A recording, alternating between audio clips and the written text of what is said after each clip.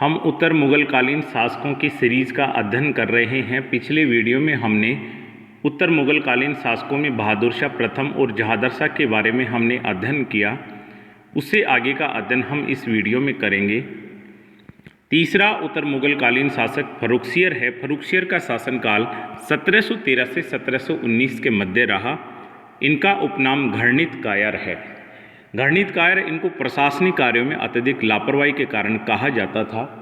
जैसा हमने जहादर शाह के समय पढ़ा कि जहादर शाह को सैयद बंधुओं ने गद्दी से उतारकर फर्रुखसियर को बादशाह घोषित कर दिया, तो ये सैयद बंधुओं के सहयोग से बादशाह बना।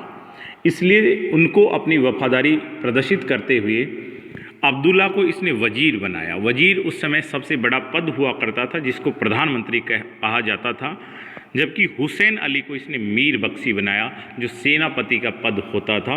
इस प्रकार दोनों सैयद बंधुओं को इसने अच्छे पदों पर नियुक्त किया। उनमें एक अब्दुल्ला खां और द्वितीय हुसैन अली खां थे। इन दोनों को सैयद बंधु कहा जाता था और कालांतर में इन्होंने काफ़ी शासक बनाए, इसलिए इनको किंग मेकर कहा जाने लगा। तो इतिहास में सैयद बंधु किंग मेकर भी कहलाते हैं। काफ़ी बार प्रश्न पूछा जाता है, सैयद बंधु किस नाम से प्रसिद्ध हैं? किंग मेकर, या किंग मेकर के नाम से कौन प्रसिद्ध हैं? सैयद बंधु। मुख्य रूप से दो सैयद बंधु थे, अब्दुल्ला खां और हुसैन अली। फर्रुखसियर ने अब्दुल्ला खां को वजीर बनाया और हुसैन अली को मीर बख्शी बनाया। इन दोनों को क्या कहा जाता था? किंग मेकर कहा जाता था। इनके शासनकाल में ज़्यादा महत्वपूर्ण घटनाएं घटित नहीं होती हैं। उनमें मुख्य रूप से हम देखते हैं कौन कौन सी घटनाएं घटित होती हैं। सिखों के अंतिम तथा 10वें गुरु गोविंद सिंह को औरंगजेब ने हत्या करवा दी, तो उसके बाद सिखों का नेतृत्व बंदा बहादुर कर रहे थे। बंदा बहादुर को फर्रुखसियर ने दिल्ली के अंतर्गत फांसी की सजा दे दी। तो इस प्रकार सिखों के स्वाभिमान और उनके धर्म की रक्षा के लिए जिस व्यक्ति ने गुरु गोविंद सिंह की हत्या के बाद नेतृत्व संभाला, उसको भी फर्रुखसियर के द्वारा फांसी की सजा 1716 में दे दी गई। आगे की महत्वपूर्ण घटना है 1717 में, जो आगे के इतिहास में एक बड़ा बदलाव लाती है। ऐसी एक घोषणा, एक ऐसी अनुमति फर्रुखसियर के द्वारा ईस्ट इंडिया कंपनी को प्रदान की गई। 1717 में ईस्ट इंडिया कंपनी को व्यापारिक रियायतें प्रदान की, जिसको इतिहासकार ऑर्म्स ने कंपनी का मैग्ना कार्टा कहा है। ये हम जब अंग्रेजी राज्य की स्थापना होगी वहाँ विस्तृत रूप से हम अध्ययन करते हैं। 1717 में जॉन सरमन के नेतृत्व में एक अंग्रेज व्यापारिक प्रतिनिधि दल फर्रुखसियर से मिलने के लिए आया और उन्हीं प्रतिनिधि दल के अंतर्गत एक डॉक्टर था, डॉक्टर हैमिल्टन। उस समय फर्रुखसियर फोड़े नामक बीमारी से ग्रसित थे।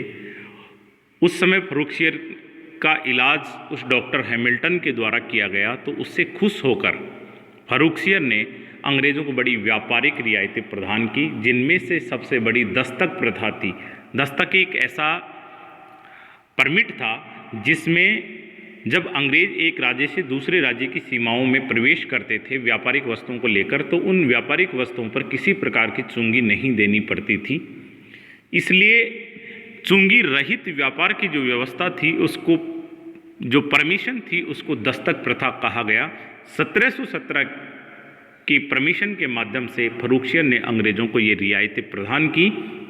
कालांतर में कहीं ना कहीं भारत के उपनिवेशवाद की कहानी लिखने में इस परमिट का सबसे बड़े योगदान में से एक योगदान जाता है, क्योंकि अंग्रेजी वस्तुएं भारतीय व्यापारियों की तुलना में, अंग्रेज़ों को भारतीय व्यापारियों की तुलना में वस्तुएं सस्ती प्राप्त होने लगी। परिणाम स्वरूप धीरे धीरे भारत का आर्थिक शोषण शुरू हुआ। अंग्रेजी कंपनी आर्थिक रूप से सुदृढ़ होना प्रारंभ हो जाती है। तो 1717 की इस दस्तक परमिट के कारण आगामी भारत की गुलामी की इतिहास लिखने में बड़ी मदद की और अंग्रेजी कंपनी जिसके पैर लड़खड़ा रहे थे, उन पैरों को एक आधार देने का काम दस्तक प्रथा ने किया। तो दस्तक प्रथा का अधिकार फर्रुखसियर ने दिया। डॉक्टर जॉन सरमन के नेतृत्व में एक प्रतिनिधि मंडल आया, उन्हीं में एक डॉक्टर था हैमिल्टन, उसने सहायता की, इसके इलाज की, खुश होकर इसने परमिट जारी की। और इस परमिट को इतिहासकार ऑर्म्स ने कंपनी का मैग्ना कार्टा कहा है। मैग्ना कार्टा प्राय एक किसी व्यक्ति या समूह को जब अधिकार दिए जाते हैं तो ऐसे पत्र को मैग्ना कार्टा कहा जाता है। मैग्ना कार्टा शब्द का सबसे पहले उल्लेख इंग्लैंड में मिलता है, जब सामंतों के एक प्रतिनिधि मंडल ने वहाँ के सम्राट के सामने अपनी मांगें रखी। परिणाम स्वरूप उनकी मांगों के जो अधिकार है उनके प्रतिनिधि मंडल को मिला। राजा जॉन V के समय 1215 की ये बातें हैं। तो वहाँ से मैग्ना कार्टा उसको कहा गया जिसमें अधिकार दिए जाते हैं। इसने स्वाई जयसिंह को स्वाई की उपाधि दी। हालांकि औपचारिक रूप से स्वाई जयसिंह को स्वाई की उपाधि देने का श्रेय औरंगजेब को जाता है, लेकिन लिखित रूप में जो उपाधि दी वो फर्रुखशेर के द्वारा दी गई थी। स्वाई का तात्पर्य होता है सवा गुना, 125% किसी व्यक्ति से। तो स्वाई जयसिंह प्रथम से ये बुद्धिमत्ता और चतुरता में औरंगजेब को अत्यधिक उसकी तुलना में सवाया प्रतीत हुए। उसकी तुलना में 25% अधिक वीर था और साहसी चालाक लगा। इसलिए कहा कि ये पहले वाले जयसिंह से ज़्यादा सवाई है, उसका सवा गुना है, इसलिए ये सवाई की उपाधि पड़ी।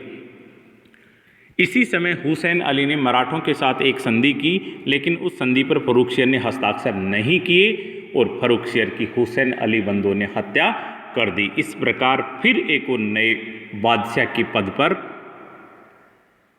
सैयद बंदों ने नियुक्ति की और एक नया दौर शुरू होगा जब बादशाह बनाए जाते हैं और हटाए जाते हैं, और ये पूरा खेल सैयद बंदों के द्वारा खेला जाता है। आगामी बादशाह बनते हैं रफ़ी उद दरजात। ये फरवरी 1719 से जून 1719 तक इसका शासनकाल रहा। जैसे हमने पहले अध्ययन किया, सबसे कम समय का शासनकाल रफ़ी उद दरजात का रहा। यह भी सैयद बंदों की सहायता से बादशाह बना। इनका शासनकाल सबसे कम उत्तर मुगल कालीन शासकों में था। इनकी मृत्यु क्षय रोग या टीबी, जिसको अपन यक्ष्मा कहते हैं, तपेदिक कहते हैं, उस रोग से हुई। एक बार स्कूल लेक्चर के एग्जाम में पूछा भी गया कि उत्तर मुगल कालीन शासकों में किनकी मृत्यु क्षय रोग से हुई? रफ़ी उद दरजात। पांचवा शासक है रफ़ी उद दौला, जून 1719 से सितंबर 1719। यह भी सैयद बंदों की सहायता से बादशाह बना। यह अफीम का बड़ा आदी था। तो सीधा प्रश्न आता है, कौन सा उत्तर मुगल कालीन शासक अफीम का बड़ा आदी था? रफ़ी उद दौला। इनकी मृत्यु पेचिश के कारण हुई। तो ये भी पूछा जाता है, किस उत्तर मुगल कालीन शासक की मृत्यु पेचिश के कारण हुई? तो रफ़ी उद दौला। आगे का शासक है मोहम्मद शाह रंगीला। मोहम्मद शाह रंगीला का शासनकाल 1719 से 1748 के मध्य रहा। यह भी सैयद बंदों के समर्थन से ही बादशाह बने। लेकिन मोहम्मद शाह रंगीला कुछ चालाक था, इसलिए उसने ये पहचान लिया कि जब तक सैयद बंदों से पीछा नहीं छुड़ाया जाएगा तब तक शासन करना आसान नहीं है। इसलिए इसने अपना समर्थन जुटाकर, साहस जुटाकर सैयद बंदों को कुछ समय बाद मरवा दिया। तो इनके सामने जो सबसे बड़ी समस्या थी वो टल गई। तो जिनको किंग मेकर कहा जाता था, उन किंग मेकर्स की हत्या मोहम्मद शाह रंगीला के द्वारा करवा दी गई। इनका उपनाम रंगीला था क्योंकि इनका अधिकांश समय विलासिता पर व्यतीत होता था। इनके समय उधमबाई नामक एक नर्तकी का शासन पर अत्यधिक प्रभाव था और इस नर्तकी के कारण उसके शासनकाल में सबसे ज़्यादा नर्तकों का सम्मान था। बादशाह अपना अधिकांश समय नर्तकियों के महल या नर्तकियों के डांस में या शराब के अंदर व्यतीत करता था। प्रशासन में एक तरीके से पंगुता आ गई थी। शासन बिल्कुल विकृत हो गया था। शासन नाम की कोई चीज़ राज्य में दिखाई नहीं देती थी। मोहम्मद शाह अपना अधिकांश समय हरम में व्यतीत करता था तथा राज्य के कार्यों की तरफ उसका कोई ध्यान नहीं था। इस कारण राज्य की सभी व्यवस्थाएं दुर्लभ हो गई और साम्राज्य का विघटन होना प्रारंभ हो गया और अनेक छोटे छोटे नए स्वतंत्र राज्यों का निर्माण इसके समय शुरू हो जाता है। और ये एग्जाम की दृष्टि से काफ़ी महत्वपूर्ण है कि कौन से उत्तर मुगल कालीन शासक के समय साम्राज्य का विघटन होकर छोटे छोटे नए स्वतंत्र राज्यों के निर्माण की प्रक्रिया प्रारंभ होती है। मोहम्मद शाह रंगीला के समय कहाँ होती है उसका हम अध्ययन करेंगे। बाजीराव प्रथम के द्वारा इनके शासनकाल में 1737 ईस्वी में दिल्ली पर चढ़ाई की। बाजीराव प्रथम का शासनकाल 1720 से 1740 तक रहा। बालाजी विश्वनाथ की मृत्यु के पश्चात, जिनका शासन 1713 से 1720 में रहा, उनकी मृत्यु के पश्चात उनका एक युवा और बड़ा साहसी पुत्र बाजीराव प्रथम द्वितीय पेशवा बनता है और बहुत ही महान योद्धा के रूप में इसको पेशवाओं में माना जाता है। बाजीराव प्रथम के द्वारा शासनकाल में दिल्ली पर 1737 ईस्वी में आक्रमण किया गया। इनके शासनकाल की एक और महत्वपूर्ण घटना घटित होती है। इनके समय 1739 ईस्वी में नादिर शाह का दिल्ली पर आक्रमण हुआ। नादिर शाह को ईरान का नेपोलियन कहा जाता है। ईरान के सबसे महान शासकों में यदि किसी को गिना जाता है तो वो नादिर शाह थे। और नादिर शाह का आक्रमण 1739 ईस्वी में दिल्ली पर हुआ और उस समय दिल्ली पर अधिकार मोहम्मद शाह रंगीला का था। ये भी काफ़ी बार प्रश्न पूछे जाते हैं। मोहम्मद शाह रंगीला और नादिर शाह के मध्य युद्ध हुआ और उस युद्ध का नाम करनाल का युद्ध है, जो 1739 में हुआ। नादिर शाह निर्णायक रूप से इसमें विजय रहा, एक तरफा उनकी जीत हो गई।